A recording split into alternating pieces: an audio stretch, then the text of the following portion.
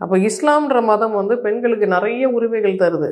அந்த மதம் என்ன சொல்லுதுன்னா, ஒரு பெண் வந்து சந்தோஷமா இல்லை அப்படின்னா, பெண் கண்ணீர் விட்டானா கடவுளோட அந்த சிம்மாசனமே ஆடிடும். பெண் அழவே கூடாது. அந்த பெண்ணை சந்தோஷமா வைக்கிறது கணவனோட கடமை.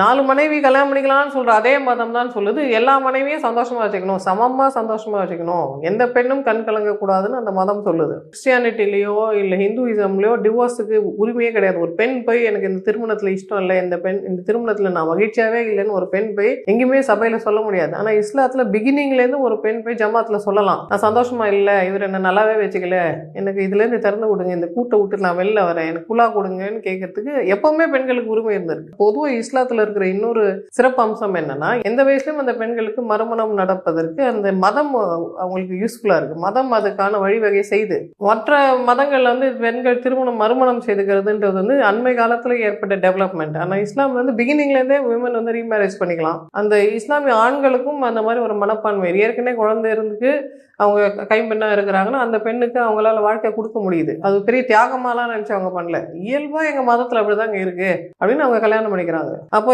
மற்ற மத பெண்களுக்கு இந்த தைரியமும் இந்த சமூக ஏற்பும் வர்றதுக்கு முன்னாடி இஸ்லாமிய பெண்களுக்கு பிறக்கும் போதுலேருந்தே அவங்களுக்கு இருக்கு இல்லையா? அப்போ அவங்க ஏன் விட்டு கொடுக்கணும்?